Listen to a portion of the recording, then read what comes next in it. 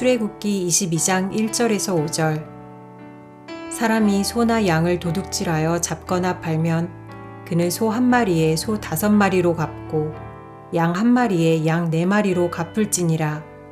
도둑이 뚫고 들어오는 것을 보고 그를 쳐 죽이면 피 흘린 죄가 없으나 해 도준 후에는 피 흘린 죄가 있으리라. 도둑은 반드시 배상할 것이나 배상할 것이 없으면 그 몸을 팔아 그 도둑질한 것을 배상할 것이요. 도둑질한 것이 살아 그의 손에 있으면 소나 낙이나 양을 막론하고 갑절을 배상할지니라. 사람이 밭에서나 포도원에서 짐승을 먹이다가 자기의 짐승을 놓아 남의 밭에서 먹게 하면 자기 밭에 가장 좋은 것과 자기 포도원에 가장 좋은 것으로 배상할지니라.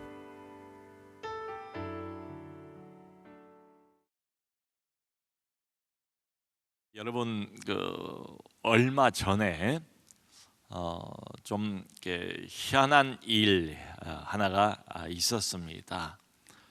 그건 뭔가 하면 이제는 고인이 된 어느 전직 대통령 손자예요. 그 손자가 유튜브를 통해서 자기 할아버지의 잘못을 대신 사죄하고 사과하는 일이었습니다. 그 정작 당사자는 한 번도 자기의 그 실수, 잘못 이런 걸 인정한 적도 없고 사과한 적도 없고 오히려 그런 걸 요구하는 사람들을 계속 조롱해 왔지요. 그런데 이 젊은이는 할아버지의 그런 잘못, 비리, 부정축제 어떻게 그걸 또 유지했는가 그 과정 등등을 상세하게 공개를 했습니다. 그러면서 이 젊은이가 자기를 어떻게 소개를 했는가 하면 나는 크리스찬입니다. 나는 하나님을 믿는 사람입니다. 그러니까 짐작하건대 신앙 양심에 근거해서 그런 어려운 고백을 하지 않았나. 실제로 사과를 받아야 할 사람들을 직접 찾아가기도 했습니다. 그 앞에 무릎을 꿇고 자기 할아버지의 잘못, 자기 가문의 잘못을 이 젊은이가 대신 혼자 책임을 지는 것처럼 무릎을 꿇고 고백하고 진심으로 사죄하는 이런 장면도 보았습니다. 참 많은 이 광경을 보았던 사람들, 우리 국민들에게는 신선한 충격이었습니다. 참 감히 엄두 내기가 어려운 이 일을 이렇게 시도한 것은 도대체 무엇 때문일까? 이제 우리 믿는 사람들은 이렇게 짐작을 하는 거지요. 하나님을 믿는 그 믿음이 이 젊은이에게 이런 용기를 주지 않았는가? 자기가 비록 당사자는 아니고 그 손자에 불과하지만 그럼에도 불구하고 온 집안의 잘못을 국민 앞에 이렇게 사과하는 그런 모습을 좋게 바라보는 흐뭇하게 바라보는 분들이 참 많았던 것으로 기억을 합니다. 여러분 오늘날 이 사회가 갈등, 분열, 더 깊은 어떤 적대감, 영원한 평행선 이게 계속되는 이유가 뭘까요? 사람은 완벽하지 못하잖아요. 누구나 다 실수하지 않습니까? 우리도 다 잘못을 하잖아요. 그럼 나중에 그게 밝혀지면 정직하게 그 실수를 인정을 하고 잘못을 인정을 하고 사과를 하면 되지요. 나 때문에 어쨌든 피해를 보았다는 그 사람하고 모종의 화해를 하는 일이 필요하지 않습니까? 근데 우리가 아는 것처럼 종종 여기저기에서 들려오는 단어 하나는 바로 이 단어입니다. 내로남불. 나는 잘못이 없다. 객관적으로 누가 봐도 분명히 잘못을 했어요. 왜냐하면 그 사람 때문에 피해를 본 사람이 있단 말이에요. 그건 팩트 아닙니까? 그건 사실 아닙니까? 그럼에도 불구하고 잡아떼는 거지요. 너도 나도 잡아떼고 다 내로남불을 하니까 이게 마치 유행처럼 무슨 트렌드처럼 나도 그래도 된다 이런 생각이 있는지 모르겠어요. 그래서 이 사회가 한편으로는 경제적으로 계속 발전하는 것처럼 보여도 또 한편으로는 여전히 후진국의 양상, 어떤 어둠의 자리를 전반적으로 벗어나지 못하고 있는 게 바로 이것 때문이 아닌가 이런 생각이 들어요. 여러분, 이스라엘도 지금 뭐 한두 사람이 모여 있는 어떤 작은 단체가 아니지 않습니까? 남자만 60만이니까 전체 합치면은 뭐 한 200만, 250만, 많으면 300만, 많은 수가 함께 모여 살아가는 일종의 사회입니다. 거대한 집단입니다. 하나의 국가입니다. 지금은 여행 중이지만 지금 이 법은 하나님께서 장차 이제 가나안에서 이스라엘이 정착하고 난 뒤를 내다 보시면서 주시는 법도지요. 뭐 지금부터도 해당이 안 되는 것은 아니에요. 여러분, 여러 사람들이 이렇게 모여서 살다 보면 아무래도 뭐 사람끼리 충돌이 일어나지 않겠어요. 뭔가 좀 부러워할 만한 사람도 있고 뭔가 좀 더 불행한 이런 사람도 있고 말이죠. 이게 다 섞여 있는 게 같은 사회예요. 그러니까 하나님이 만드신 하나님의 공동체이긴 하지만 다른 면으로 보면 그저 아직도 부족한 인간들입니다. 하나님의 은혜로 구원은 받았어요. 그런데 그것뿐이에요. 여전히 미숙한 사람들입니다. 욕심이 가득한 사람들입니다. 하나님이 누군지를 잘 모르는 사람들입니다. 그저 은혜로 구원만 받은 이런 사람들이에요. 성숙하지 못한 이런 사람들이 함께 모여서 사는 사회, 무슨 일이 벌어질까요? 뭐 온갖 인간적인 참 어두운 일들을 상상해 볼 수가 있지요. 그 중에서 오늘 이 본문은 특별히 도둑질입니다. 남의 것 부러워 보이는 어떤 이걸 탐을 내든지 아니면 실제로 그걸 훔치는 거예요. 그걸 도둑질하는 거예요. 그러니까 오늘 이 본문은 앞에 그 10계명 중에 8계명 도둑질하지 말라, 도둑질하지 말라, 아주 대놓고 하나님께서 구체적으로 명령을 꼭 집어서 하잖아요. 도둑질하지 말래요. 그게 어렵습니까? 그게 이해가 안 되겠습니까? 누구나 다 알 수 있는 하나님의 명령이지요.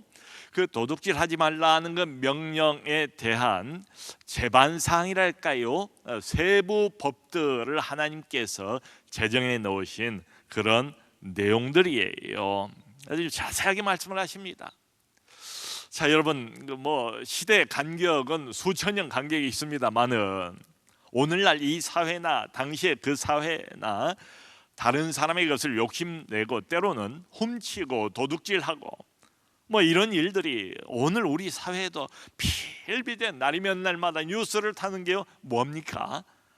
다 이거 아닙니까? 보이스피싱이네, 무슨 사기네, 뭐네 다 남의 것을 불법으로 부당하게 훔치는 일이지요. 거기에 대한 이야기예요. 자, 그런데 이게 이제 객관적인 팩트로 밝혀지게 되면 그 사람은 처벌을 받는 게 마땅하지요. 어느 사회나 고대 사회도 마찬가지입니다. 근데 문제는 뭔가 하면 처벌을 해야 되는데 이게 과도한 처벌이 될 수도 있고요. 또 너무 과소한 처벌이 될 수도 있고 그래요. 이 법이라는 것도 사람이 만들지 않습니까? 뭘 잘못을 하면 잘못에 관한 어떤 처벌, 보상, 배상, 오늘 이 본문 말씀의 일종의 자세한 배상에 관한 법이거든요. 이게 과도한 배상을 요구할 수도 있고 너무 과소한 배상을 요구할 수도 있고 그래요. 그러니까 우리 인간 사회에 이게 도둑질이나 남의 걸 훔치는 거나 이게 없을 수는 없는데 문제는 이제 거기에 대한 어떤 적정한 보상을 어떻게 정할 것인가. 이게 너무 이제 지나치게 되면 보복이 돼 버려요. 또 너무 이게 약하면 처벌 하나 많아지요. 그러면 도둑질해도 별것 없네.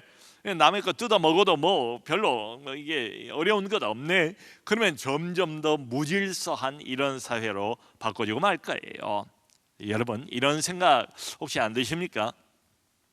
물론 이제 어느 나라나 헌법이 있고 뭐 형법이 있고 민사를 소송을 다루는 민법이 있고 그래요. 그런데 아무래도 인간이 만든 법은 한계가 있기 마련이지요. 근데 지금 이 법은 하나님의 특별한 이 물이 하나님께서 특별히 구원하셔서 끌어내신 어둠과 죄악으로부터 끌어내신 특별한 공동체에 관한 법이에요. 이걸 누가 제정하셨습니까? 하나님이 제정을 하시죠. 모세를 불러다가 십계명을 처음에 10가지 크게 하나의 서론격, 총론격으로 주신 다음에 그 다음에는 수십 가지 법을, 자세한 법을 또 잘게 나누어서 섬세하게 하나님께서 이 케이스는 이대로, 저 케이스는 또 저것에 맞게 이렇게 다루고 있는 그 내용이에요. 그 중에 도둑질, 훔친 물건, 여기에 대한 배상과 보상을 어떻게 적정하게 할 것인가, 그걸 하나님께서 아주 구체적으로 보면 말씀을 하세요.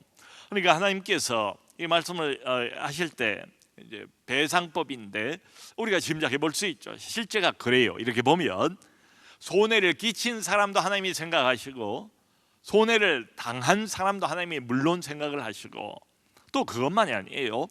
이 사람들이 하나님의 백성 공동체 안에 한 지체들 아닙니까? 그 일원들 아니겠습니까?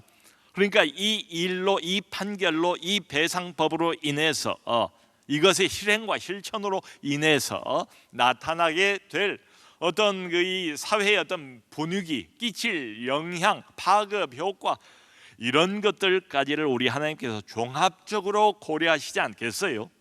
여러분, 사실 우리는 거기까지 잘 내다보기가 어려워요. 이 모든 것을 하나님께서 다 고려하셔서 하나님의 백성 공동체, 어둠과 죄악에서 하나님이 일부러 빼내신 특별한 무리, 특별한 사람들, 그 공동체 안에서 이런 일이 벌어졌을 때 어떻게 이걸 처리를 하고 보상을 하는 것이 맞는가, 가장 적정한 법을 하나님이 정하셨겠지요. 이런 짐작이 가능하지 않습니까? 자, 그러므로 오늘 이 내용을 잠깐 이렇게 쭉 보면 이건 뭐 한 3,400년 전에 우리하고 전혀 상관도 없어 보이는 아주 고대 원시 사회, 그때 당시에 사람들을 다스리던 법이다, 이게 아니고요. 벌써 우리 하나님은 그때나 지금이나 영원토록 동일하신 하나님 아니시겠습니까? 우리 하나님이 그때 인간과 인간끼리 어떤 관계에 관해서 원리적으로 어떤 법을 정하셨다면 하나님이 몇천 년 지났다고 해서 그 원리를 바꾸셨을까요? 그 정신을 바꾸셨을까요? 그럴 리는 없습니다. 원리적으로는 여전히 우리에게도 그대로 해당될 수 있는 그런 법이지요. 자, 그러므로 오늘 이 내용은 우리하고 전혀 상관없는 게 아니고요. 이걸 가만히 들여다보면 하나님의 마음이 뭔가, 오늘도 필비재하게 일어나고 있는 이 수많은 도둑질, 남의 것을 훔치는 이 나쁜 일 말이에요. 악한 행위 말이에요. 시대가 바뀌고 사회가 어떻게 발전을 해도 도저히 없어지지 않는 이 행위, 여기에 대한 하나님의 마음이 뭔가, 기본 정신이 뭔가, 크리스찬들은 어떻게 이 일에 접근을 해야 되는가, 이걸 아주 정확하게 알 수가 있지요. 여러분, 여기 오늘 본문을 보면 아까 우리가 이제 잠깐 몇 구절 읽었습니다만은 누가 남의 것을 훔쳤다, 도둑질했다, 거기에 대해서 기본 원리가 뭔가, 기본 원리가 항상 제일 중요하잖아요. 그게 뭔가 하면 도둑질한 것에 대해서는 반드시 배상을 해야 된다. 이건 아주 원칙입니다. 불변의 원칙이에요. 뭘 도둑질했는가? 그럼 거기에 대해서는 반드시 배상을 해야 된다. 그러니까 여기 어떤 이야기가 나오는가 하면 3절을 보면 내가 배상할 게 없어요, 돈이 없어요, 그러면 자기 몸을 종으로 팔아서라도 반드시 배상을 해야 된다, 이렇게까지 말씀을 하세요. 여러분, 이게 대단히 중요한 원칙입니다. 우리가 알기로 우리 하나님은 사랑과 자비의 하나님 맞아요. 근데 그것만 있는 건 아니지 않습니까? 우리 하나님은 동시에 어떤 분이세요? 하나님은 공평과 정의의 하나님이 있어요. 우리 하나님은 사람이 뭘 잘못했어도 그 잘못을 용서하시는 하나님 맞아요. 근데 그 하나님은 또 어떤 하나님이십니까? 자기가 잘못하고 자기가 실수한 것에 대해서는 반드시 보상과 배상을 요구하시는 하나님이세요. 그러니까 여러분, 우리가 하나님을 그저 그냥 이래도 좋고 저래도 좋고 그저 어떤 잘못을 저질러도 용서만 해주시는 마음씨 좋은 그야말로 물러빠진 이런 하나님, 좋은 게 좋다 하는 식으로 아무 지적도 하지도 않고 아무 처벌도 가하지도 않는 이런 하나님으로 생각하면 곤란해요. 그러면 이 사회가 어떻게 되겠습니까? 하나님의 공동체가 어떻게 되겠습니까? 하나님은 동시에 성경에서 우리가 쭉 보고 있는 것처럼 질서를 세우시는 하나님, 법도를 매우 중요하게 여기시는 하나님. 그러니까 계속 이스라엘 백성들에게 하나님이 끊임없이 요구하는 게 뭡니까? 내 계명과 내 법도와 내 율례와 내 말씀을 지켜라. 이걸 계속 하나님께서 요구하시지 않습니까? 그러니까 하나님의 이 두 측면을 우리가 적절하게 좀 균형 있게 이해를 할 필요가 있어요. 그분은 분명히 우리를 사랑하시는 하나님이시고 우리를 기꺼이 용서해 주시는 하나님, 용서하기를 즐겨 하시는 하나님이세요. 네, 동시에 그분은 법도와 질서를 매우 중요하게 생각하시는 하나님이시고 우리를 한편으로 용서는 하지만 그러나 잘못에 대해서는 스스로 충분히 보상을 하도록 그런 처벌을 받아들이기를 요구하시는 그런 하나님이세요. 여러분, 그러니까 오늘 성경을 이렇게 보면 다른 이제 뒤에 따라 나오는 그 모든 법들도 다 비슷해요. 잘못한 것이 있으면 거기에 대해서 대가를 충분히 치르도록 하세요. 그런데 이렇게 가만히 보면 이게 어떤 가벼운 처벌 이 정도가 아니에요.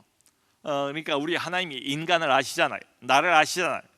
사람들은 겉모습만 보겠죠. 근데 하나님은 속, 마음, 동기까지 다 꿰뚫어 보고 계시잖아요. 그러니까 우리 하나님께서 우리가 얼마나 약한 존재인가, 동시에 얼마나 악한 존재인가를 하나님이 잘 아세요. 그러니까 뭘 잘못했을 때 거기에 대해서 처벌, 대가를 받게 하시는데 상당히 따가운 대가를 받게 하세요. 왜냐하면 이게 뭐냐면 사람이라는 것은 뭘 잘못했는데 처벌이 너무 가벼워요. 그럼 자기가 잘못했다는 것이 실감이 안 나요. 그렇게 되어 있는가 봐요. 하나님이 이렇게 법 제정을 하신 걸 보면, 그러니까 어떤 자기가 실수, 잘못 여기에 대해서 상당히 실감나게 피부에 와닿게 보상과 처벌과 배상을 하나님께서 정해 놓으세요. 이런 걸 보면 알 수가 있죠. 그러니까 충분히 잘못을 깨닫도록 이게 하나님께서 이렇게 쭉 말씀하신 걸 보면 이렇게 되어 있어요. 여러분, 아이들도 그렇지 않습니까? 아이들의 이유가 뭐예요? 말로 해서 잘 알아들으면 이게 아이들이 아니지요. 이제 이미 성숙한 성인보다 더 나은 그런 영혼들이겠지요. 아이들이 말로만 하면 잘 안 들어요. 나중에는 엄마 말도 그냥 먹어버려요. 무시해요. 이런 경우도 많습니다. 그러니까 따끔하게, 좀 적당하게 따끔하게, 너무 이게 공포스럽지는 않게, 트라우마가 생기지는 않게, 깊은 상처가 되지는 않게 하면서도 적당하게 자기의 잘못을 분명히 깨달을 수 있을 정도의 자극과 아픔은 주는 정도가 돼야지요. 여러분, 우리가 부모로서 아이들을 참 잘 양육하기를 다 원하지요. 근데 이 조정을, 이 균형을 맞춘 게 얼마나 어렵냐고요. 얼마나 지혜가 필요하냐고요. 그러니까 우리는 좀 어려워요, 이런 것들이. 하나님께서 아주 하나님의 지혜로 이걸 이렇게 정하셨다, 저는 그런 생각이 들어요. 여러분, 이런 말들 제가 가끔 듣지 않습니까? 어저께도 사실은 뉴스에서 그런 기자가 이제 그런 요구, 그런 말씀을 하더라고요. 이게 계속 반복되는 관행인데, 이게 나쁜 관행인데 계속 한다는 거예요. 이제 돈을 위해서 장사를 하는 사람들이, 그러면서 이제 결론을 뭐라고 말하는가 하면 처벌이 너무 약하다. 잘못해도 실수해도 벌금 내면 그만인데 이렇게 해가지고 불법이지만 돈 버는 게 훨씬 많다는 거예요. 그러니까 계속한다는 거예요. 처벌이 너무 약하대요. 또 어떤 경우에는 피해자는 분명히 있는데 이것을 처벌할 만한 법적인 근거가 없다나요.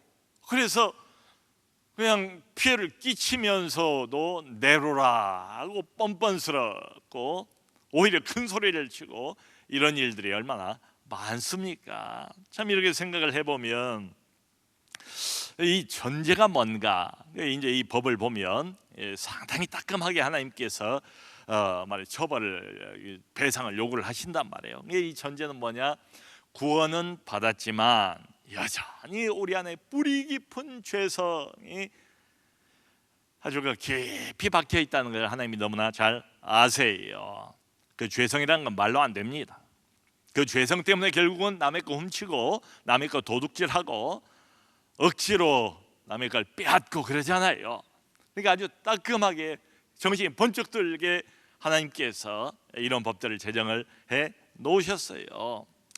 그게 이제 전반 우리 이 법 배후에 담겨 있는 하나님의 마음입니다.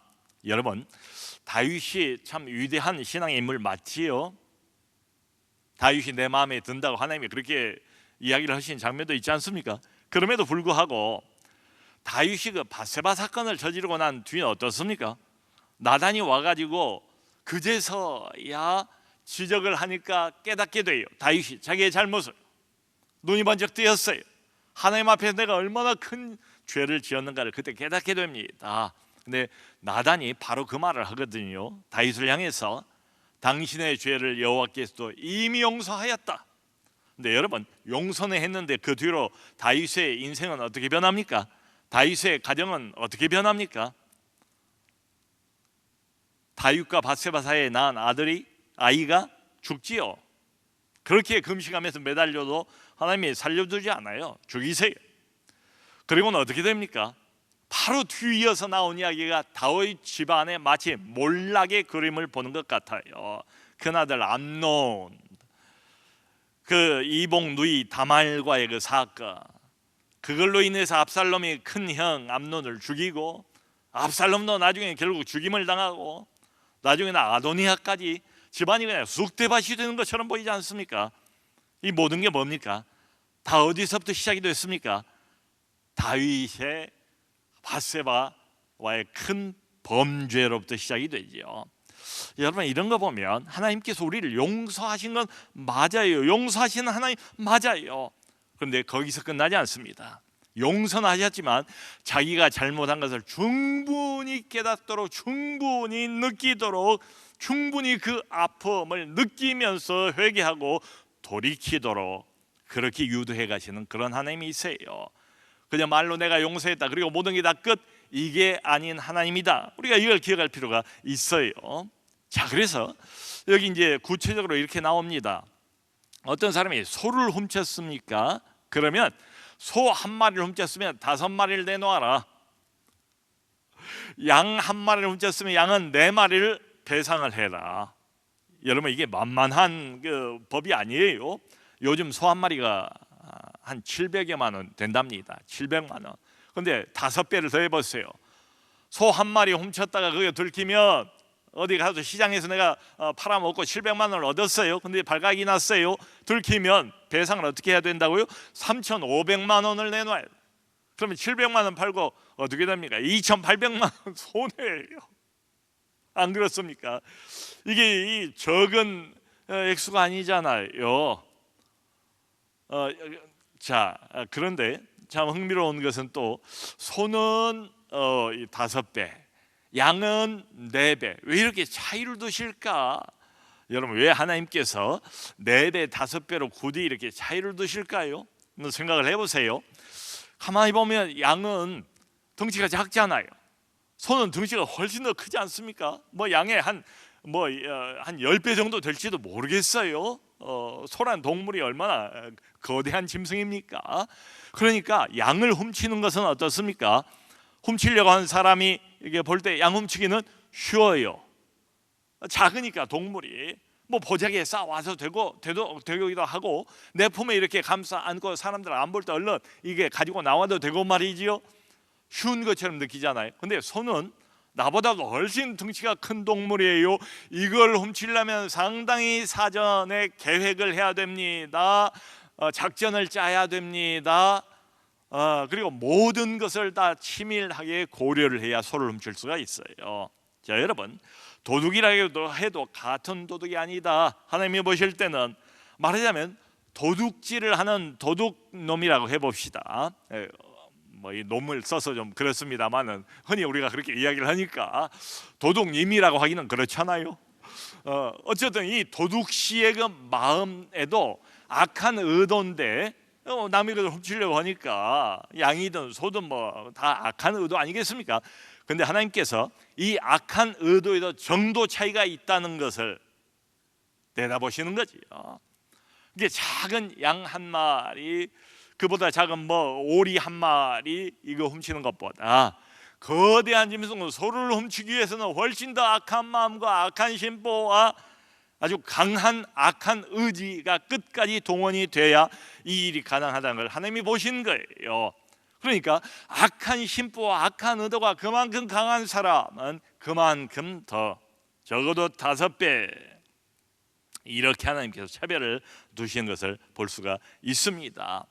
그러니까 참 이건 하나님의 법제정이에요. 사람의 악한 의도까지 그 정도의 차이까지를 보시면서 구별을 하나님께서 두셨습니다. 그러니까 의도가 또 중요해요. 또 가만히 생각을 해보면 어떤 경우는 굉장히 그 애매한 경우도 있어요. 말하자면 그 사람의 의도를 뭐라고 우리가 참 이 단정하기가 어려운, 사람이 볼 때는 이런 경우도 있습니다. 그게 뭔가 하면 여기 나오는 6절이에요. 아주 이제 흥미로운 경우입니다. 이런 경우가 있지 않겠어요? 그러니까 내 가축이 내 밭에서 뭔가를 뜯어먹고 있다가 남의 밭으로 넘어가는 거예요. 남의 밭으로 넘어가서 뭐 신나게 이 가축이 뜯어 먹었어요. 포도원의 포도 잎사귀를 다 먹어버렸어요. 열매를 다 먹어버렸어요. 자, 그런데 이 가축 짐승의 주인 된 사람이 이렇게 발뺌을 할 수 있지 않습니까? 이건 내 의도가 아닙니다. 나는 몰랐습니다. 아니, 짐승이 어떻게 내 말을 알아듣겠습니까? 짐승이 알아서 자기 발로 당신 밭에 가서 먹은 것을 나보고 어떻게 하라고 하는 것입니까? 라고 변명을 하면서 발뺌을 할 수 있지 않겠어요? 그런 케이스들, 사람의 그 악한 의도를 이게 고의로 이 사람이 그렇게 보낼 수도 있고 아니면 비고의적이지만 이런 일이 얼마든지 일어날 수가 있지요. 농경사회에서는 얼마나 애매해요. 이런 게 따지고 들기도 뭐라고 좀 어렵고 말이죠. 이에 대해서 하나님께서 6절을 보면 뭐라고 말씀하시는가 하면 이런 애매한 경우는 무조건 피해를 당한 사람 입장에서 피해를 준 사람이 최대한으로 보상을 해라. 그 남의 밭에 가서 뭘 먹었잖아요. 포도를 다 따먹었잖아요. 그러면 내 밭에 그만큼의 가장 좋은 최상품으로 배상을 해라. 내 밭에 내가 농사지어 가지고 이제 수확을 거두는 내 밭에서 나는 포도의 가장 극상품으로 피해를 당한 사람에게 보상을 해라. 이게 뭡니까? 일단 피해를 당한 사람이 있다면 피해를 당했다는 건 그건 확실하잖아요. 이건 팩트잖아요. 그러면 이쪽에서 가장 애우를 해서 최선을 다해서 그 사람을 말하자면 자기의 잘못을 이렇게 인정을 하면서 사과하면서 읊조리면서 그 사람에게 가장 큰 애우를 하는 그런 심정을 가지고 배상을 해라, 이런 뜻입니다.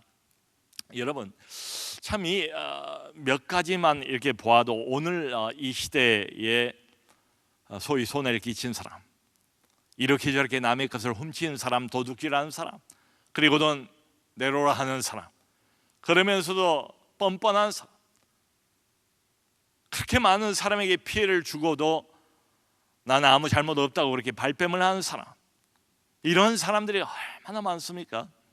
그 얼마 전에도 어느 아파트 지하에서 지하 주차장이 그냥 무너졌어요. 이야기를 들어보니까 작년에도 똑같은 일이 있었대요. 근데 그걸 안 고친 거예요. 어떤 경우에는 아파트 외벽이 또 와르르 허물어져 버렸어요. 알고 보니까 철근을 안 넣었대요.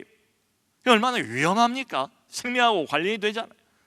근데 그런 일이 밝혀졌는데도 불구하고 배상을 안 하는 거예요. 보상을 안 하는 거예요. 고치지도 않은 거예요.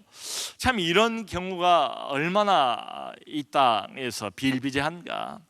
또 이렇게 늘 뉴스에 들리는 걸 들어보면 무슨 코인 투기, 땅 투기, 뭐 아파트 투기. 근데 그걸 하는 사람들 이렇게 보면 몇 면을 보면 국회의원, 뭐 시장, 군수, 무슨 장, 단체장, 장차관.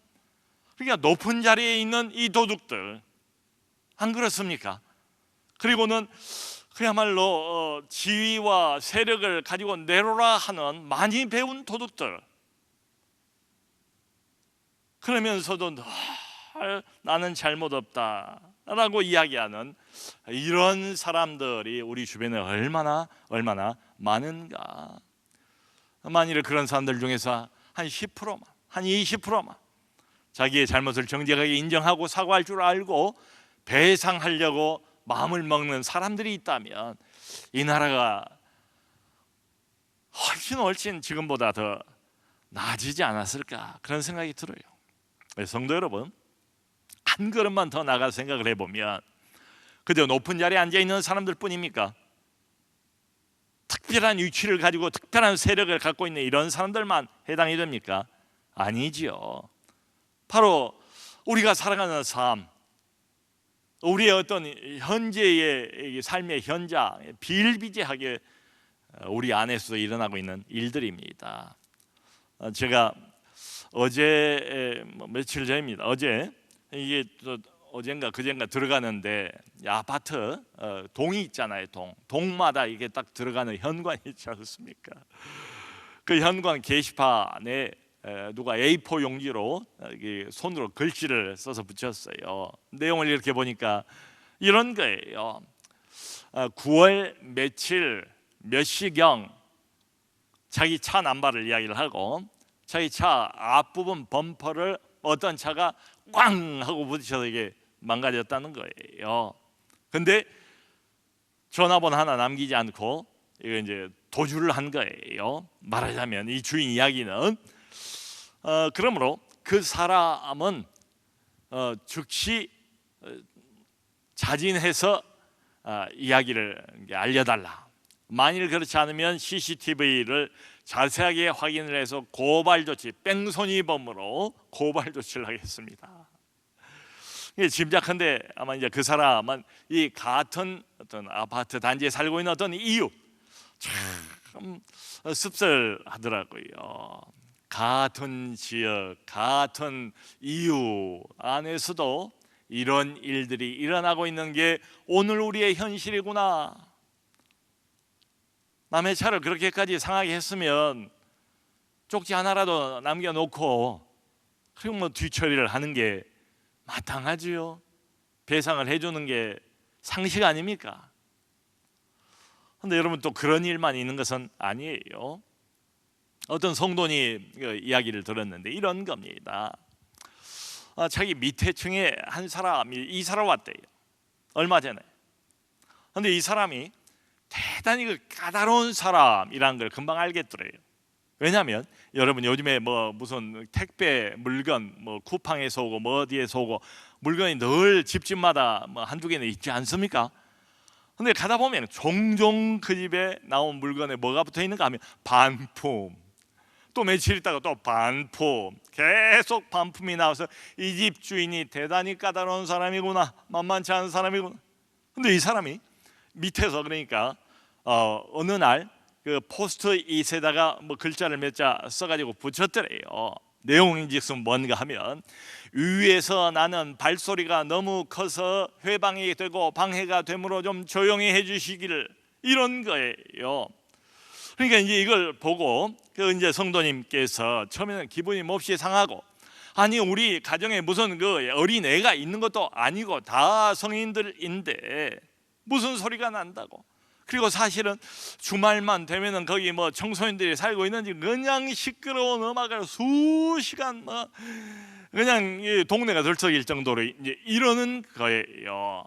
처음에 난 참 기분도 상하고 한번 이걸 맞대응해서 이야기를 할까 하는 생각도 하고 그랬대요. 근데 마음을 고쳐 먹었답니다.